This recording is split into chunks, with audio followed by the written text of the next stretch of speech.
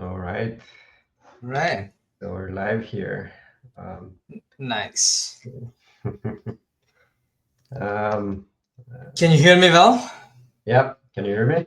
Yeah. Perfect. All right, cool. So, hello everyone. This is the first episode in our podcast. So we're because the first one we're gonna just introduce ourselves, talk a little bit about what the plan we have for doing this podcast, and then we'll get into talking about some things that happened this week when it comes to AI and construction. Mm-hmm. And then we're going to talk about a topic that I think is very important when we're thinking about AI, and everyone should start getting comfortable with it because it's the way we talk with computers in this AI era, right? And it's prompting. So we're gonna talk about those things, but before that, yeah, let's introduce ourselves. So maybe Raul, if you want to go first.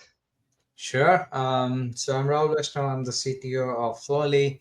I come from construction and mining background. I work in construction and mining operation for around a decade.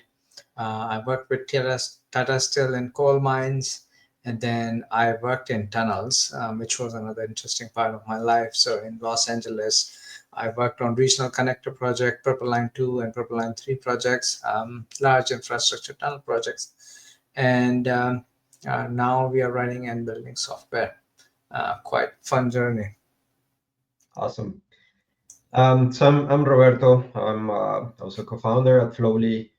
I have a little bit of experience in the construction industry, having worked at Cemex for a couple of years as their chief of internal audits, and then started my own paint company. But since then, I moved to software.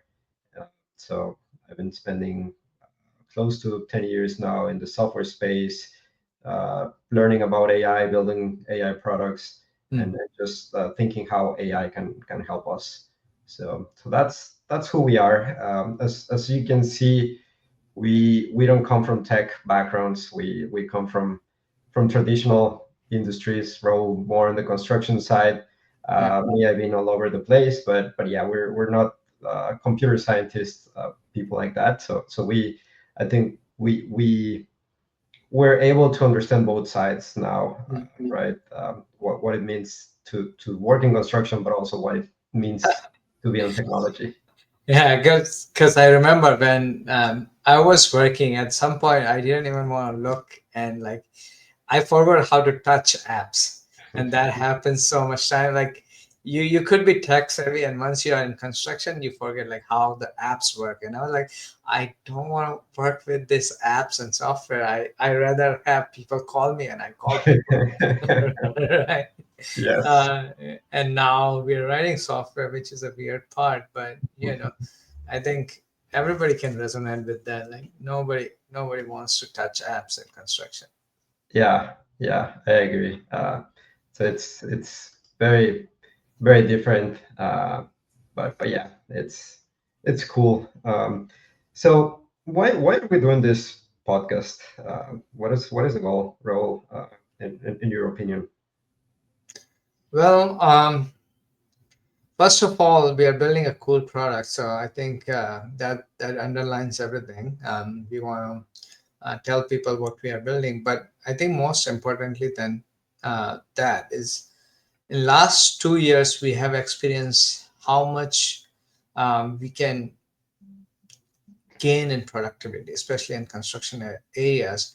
There are lots and lots of mundane tasks that can be improved. The lives of the people can be improved if they learn how to use tools and technology that's out there effectively, and they can save some hours of their life every day just by being more efficient and being taught the thing. So this is my way or our way in which we can provide those insights and understanding of how they can improve their life, and in return I think we can get something out of it too.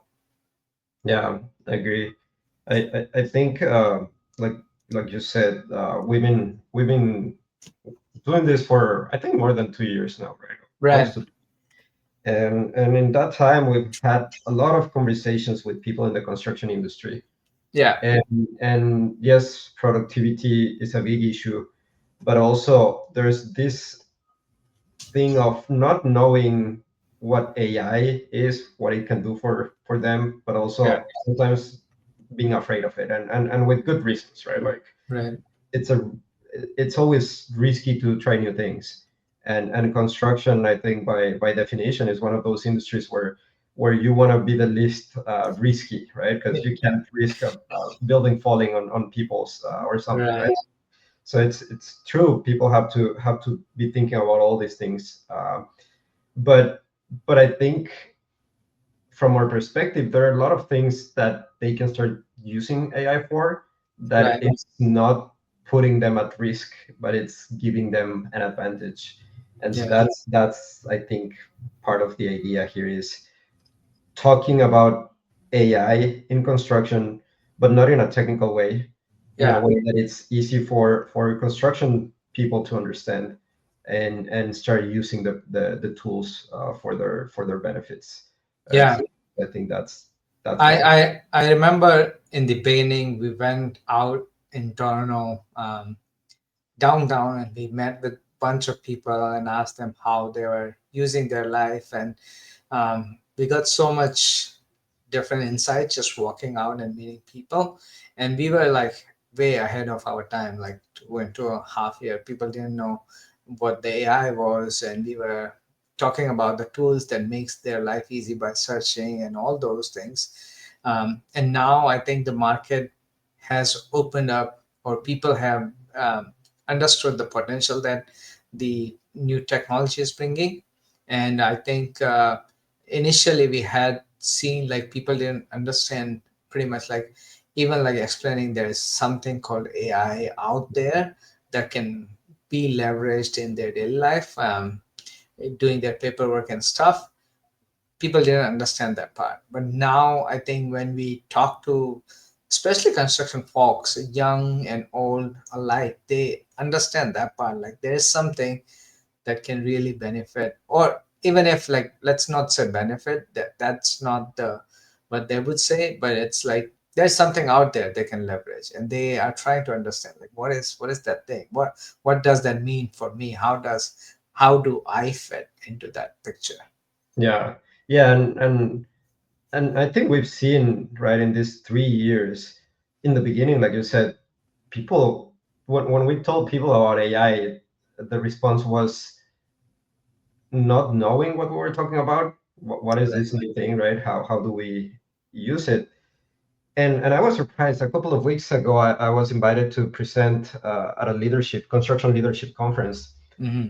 and it was like 300 people in the room. And when I asked who have used AI, I think 90% of the people raised their hands, right? So yes, maybe they're using ChatGPT to help them with writing emails or generate images, right? But Right. but they're using it. And Right. something that I realized just right while talking with a prospect was this is a different set of tools, right? Like if we think about traditional construction management software, Hmm. everyone using Procore has a very similar experience, right? Right. That's only very limited amount of things you can do on Procore. Right. You talk with people who are using AIs, who are using OpenAI and tools like that. Everyone has a unique experience, right? Right. So every time I talk with someone who's using the tools, I learn a new thing that I can do with it. Uh, Right.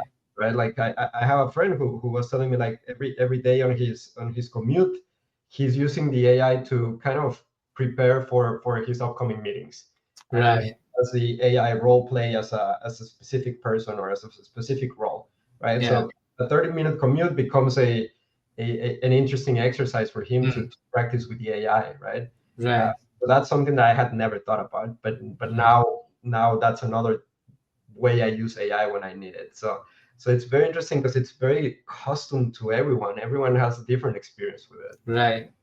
Yeah, it's such a new tool that it's very difficult to put into some kind of bracket. Where does it fit? And I think we even don't know how we can use it like for every day. Like there are some things where people are discovering, okay, yes, I'm going to my home from my office and I can talk to it, and maybe I can prepare for the meeting. I can ask it to walk me through my agenda before the meeting.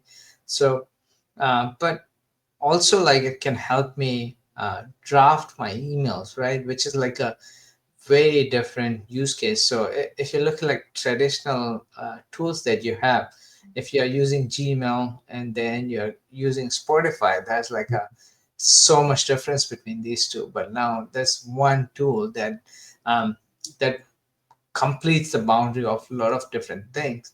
And the struggle is, where do I start? How do I find out? Like where? But I know, like I said, now people say, I know there's something out there, but where do I start? So, Yes. like, let me ask you, like, if I was a construction guy and I said, hey, Roberto, nice to meet you, but you guys work in AI, but where do I start? Where do I start? I think what you just said, right, is this idea of start with maybe having it help you write emails, Mm, having it help you with some simple things, because that mm, way you get used to to that interaction, to how you should be asking for things, how the answer come back, right? Because yeah, you can think about the biggest thing you want to do with it, but the reality is that to get there you need to learn how to use it. yeah, So I suggest start with something simple, something small, right? Like give me a list of things to do in a certain place, or help me draft this email, or I need to have a difficult conversation with someone, help me just think through the things, right? Like yeah, that type of interactions were kind of low risk yeah. interactions. That's I think where I would start to get comfortable using this type of tools.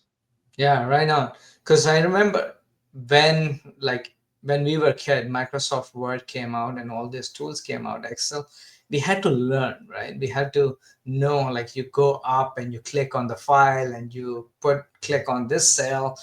You have to add formulas, so you go and in next cell you do equal and sum and all those things, and that was a learning. And now I think it's a second nature to everybody. So when they use like Excel or Word, people don't understand that they have acquired a skill, and it took time for them to get that skill. So now, if you want to use AI, well, AI is good and all, but you also need some kind of skill to get Yes. it used. And it there is an interaction that's happening, and it's almost feel like you are talking to uh, a junior engineer or an intern for that kind of personality. So you need to be much more walkable, articulate, right? You need to be much more articulate in way you explain your problem to AI, and it's the way its generate response is going to be uh, not always perfect. So you need to walk it slowly to the perfect solution Yeah. you want, right? And I think it's so this is a good segue into the main topic, right? Prompting. Yeah. Because this that you're talking about, how do we talk with the AI? That's Mm, what then people gave the name prompting, mm, right? So yeah, prompting is how we talk with the AI, how we give it instructions, and I think we as humans grow up learning how to talk to other people, right? How to read the response to what we're saying, and based on that, we kind of identify, to this person we need to talk in this way, to this other person in this other way, right? right. That's something we have in our nature. That's how we evolve and how we grow. But now we have this thing that, like you said, traditional software is clicking on buttons. Mm, It's very visual. So we figure those things, we learn those things.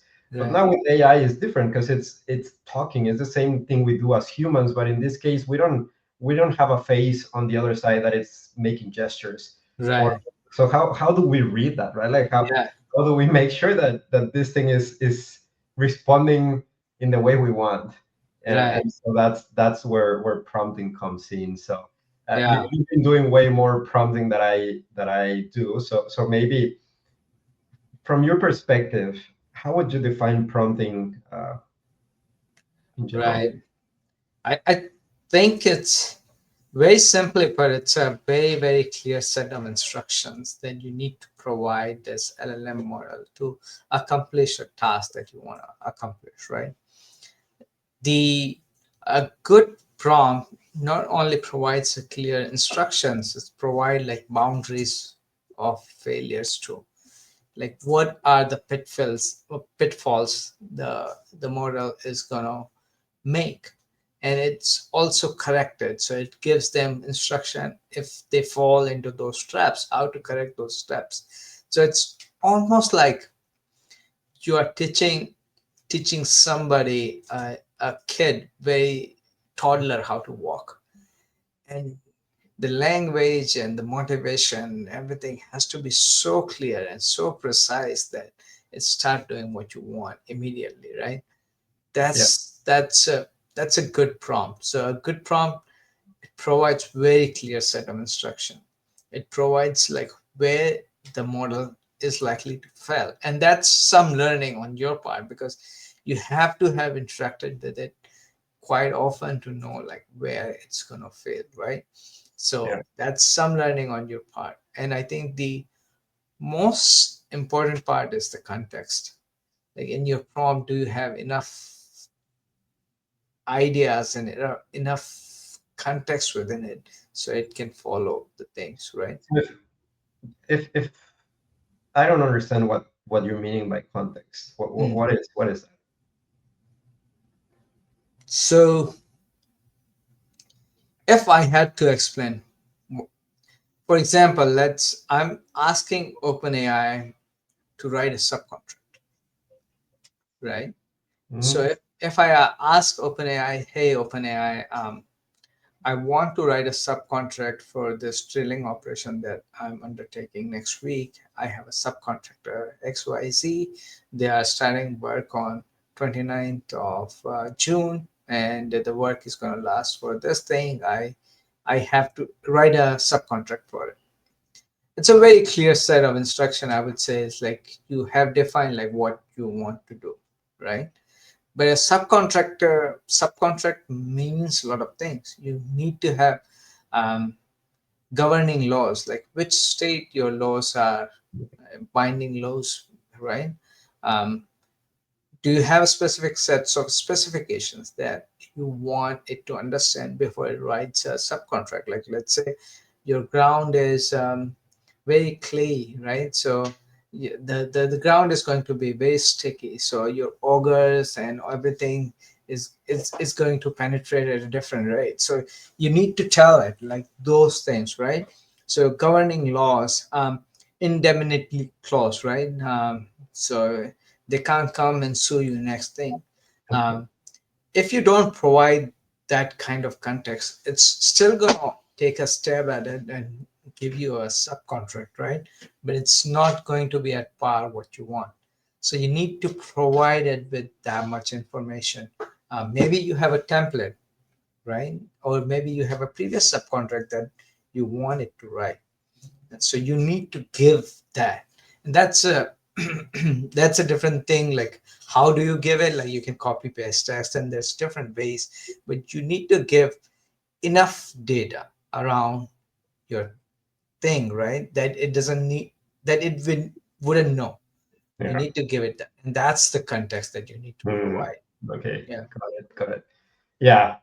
Yeah. So yeah, it's like training a new employee, right? Yeah. Like if this is a junior employee that just maybe came out of school, you need to give it a lot of uh, training material for it to know where to start. And even then, probably the first outputs are not going to be exactly what's expected, right? Because Yeah. there's a lot of, and this is something I think is very interesting, right? There's a lot of things that are in people's head, Mm, in their brains, right? right. And sometimes we don't know how to communicate those things because for us it's so common when we Right. do things that we don't think that the other person doesn't know those things. Right. And same thing could be happening with the AI here. Is in our heads we have this thing of how we do things, how we want things, but if we don't communicate it clearly to the AI is not gonna give us what we want, most probably. Yeah. It's gonna do what it thinks it has to do based on a bunch of examples it has seen, right? And Yeah. then that's but at the same time that creates a very interesting dynamic, right? Because I think yes, on one hand you wanna give it a super specific instructions, all the context, right? And there's a use case for that because you want to control the output as much as possible. Right. But then there's another place where you just give it enough for it to do something and come back with a response. Right. And by thinking that these AIs have been trained on so much content that it's out there, it Yeah. might have seen examples that we have never seen, right? Right. From a different country, a different industry, whatever. And so when it comes with a response, it might integrate things that for us we never thought about. And then when we see them, it's like, oh, that's clever. Maybe I can try that, right? Right. So there's a thin balance between being like this is exactly what I want, right? Right. Which is good. But then there's another avenue of just playing with it to see what it can do, and Right. that might help us with better ways of doing our thing, right? Yeah. So it's a constant game here of Yeah. learning from it and having it learn from us, kind of. Yeah. Yeah. Like I can think of scheduling, right? Like let's say you have schedule done and you have bunch of updates from your project that's coming in, and you are asking AI, hey, I have the schedule, these are the bunch of updates now, how I should move things around. So that's an exploration you can do, right? And sometimes you'll be surprised, like AI comes with the things and ideas that you haven't even thought of, or you haven't like seen those things, right? And that's where it is very clear distinction is sometimes you are in exploration phase, and there where its creativity is very useful to it, but sometimes you are not in exploration phase, you want very clear set of output, and that way you need to control what you want, and you need to know, right? So in both the situation you need to know what is right for your the task that you're doing, right? Yeah, yeah. I think that's a good framework, right? When interacting with these things, are you in exploration? So you're gonna be writing something that's more open ended, Right. right? Or you want something specific out of it, then your prompt has to be way more detail specific and things like that. So Yeah. get exactly what you want. But yeah, I think that's a good framework. Whenever interacting with this thing, is just what am I trying to get out of this thing, Yeah. and based on that, work on the prompt. Yeah. So yeah, I like that. There's another side to prompting, right? Which Mm-hmm. is not now more and more softwares have AI pieces to them, right? Mm-hmm. And and those things also have prompts in the back because that's how you interact with the AIs, right? So Right. something to understand also when using AI tools is that the answer is already pre-configured, let's say, Mm. by a system prompt, by a Yeah. prompt that the developer of the tool put in there, right? Right. Even ChatGPT and Gemini and Claude, like the top three AI models, they have a prompt, a big prompt underneath, right? That is Right. telling them how they behave, the things that they should be they shouldn't be displaying, and things like that, right? So Right. prompting is not just something that the end user does. It's Right. something that is happening at the tool level, at the software level, right? Mm-hmm. And I know you've been looking at the Claude prompt a little bit, so maybe just for people to understand what that kind of prompt could look like how many lines of text that thing has to have. Yeah. Yeah. And I think it's more for people who are working very closely with this system, but like if you look at this system prompts for like lot of different tools that we use, like OpenAI or Claude, or they've been very good. They release their prompts and stuff, and the bunch of other Dev and Bolt and all those things. Like there's bunch of things. If you look, there's hundreds and hundreds lines of instruction. It's like the pages. Like it's a half for doing a simple thing that there's a half a book behind it that tells it exactly what need to be done, how to respond. Somebody was looking at the clothes system prompt, and they had news items in there, like if somebody asks about election, you should reply in that manner, and if somebody asks or that, you should reply in that manner. So there's um, lots and lots of instructions. So one thing I learned from all this is more is better. So you could say very simply, I want to refine this email for me. But if you could say, refine this email in more persuasive language, or you could say, refine this language as I'm talking to my friend, and we had this chat last month about this thing, and now I'm following up on this, and he said this, and now I'm replying to him, and I want him to feel that I'm pressurizing him, but gently. So more is better, right? Yeah. More is always better when it comes to prompting. And I think the other rule is informal language is better than formal language. So you could be very good at writing things and saying things, and you could say, write this, articulate this paragraph in a more subtle ways, or kind of like that. Or you could say it nicely. The second one works better, right? uh, so when you prompt, you have to talk almost like you are talking to a human, not you are talking to a computer. Yeah. All right. So we have a couple of minutes left, but I think something I would like to just close with, this idea of prompting, right? So either as an individual user or as a company, like you said, this Claude has one book size prompt, right? Yeah, Well, as a company, how can you start gathering this dictionary, or whatever we want to call it, right, of yeah, prompts? And one of the things people are aware of is when someone leaves the company, they take their knowledge with them, yeah. right? But now prompting becomes a way to document that knowledge, Hmm. right? How can we get our teams to start writing this type of prompts, Yeah, right? It's also competitive advantage, is what people know, what people do, right? So yeah, at a company level, or even as a personal level, right? Like you start writing this type of prompts, but as a company level, I think it makes more sense. Start yeah, creating this book of prompts, right? yeah. That then next time someone needs to do something Right.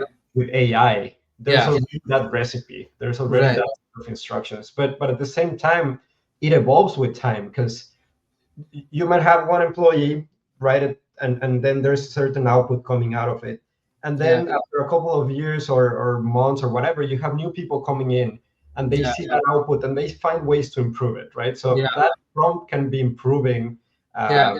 that way. So then it becomes this live repository of knowledge of the Yeah. company that helps people do things in the same way, structure outputs. Yeah. And it's like I said, a competitive advantage, right? It's Yeah. something that you want to keep there. Yeah.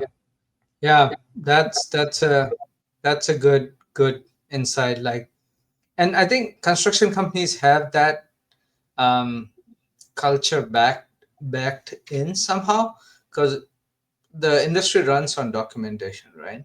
So initially you have a work plan, which is like a physical thing that you're gonna do. Like, let's say you are excavating an SOE, right? You are excavating ground, and you have exact work plan on like how you're gonna dig through it, you're gonna scoop the soil, and how you're gonna put the support for the ground, and how the hazardous material, if you found, they are going to be discarded off the site. So you have a work plan, and so the people you have this initial work plan, you get a comments from different people, you refine the work plan, you go to new projects, you take your previous templates and previous work plans and you look at a new specification and you keep updating that work plan, right? That's a culture that we already have. So somehow when somebody comes up with a good prompt or something, we need a way to document it. And then we need to come together in a company and talk about it and keep improving that thing somehow. Maybe uh, they can do lunch and learn every, like if the companies are adopting AI, they should like, let's have in their lunch and learn, have a topic of AI. Like, hey, who here is using AI? What they used it for? And maybe there's something that company can learn and then escalate up their ladder for other people to use it. Right? It's a slow burn, but that's I think it's a cultural thing that they should invest in. Okay. All right, perfect. So we're on time. It was good chatting with you, Roll, Uh, this morning. And yeah, we'll be back next week with more yeah, topics on AI. All right, yeah, yeah. everyone, have a good week, and we'll see you next week. See you next week. It was good. Bye bye. Bye.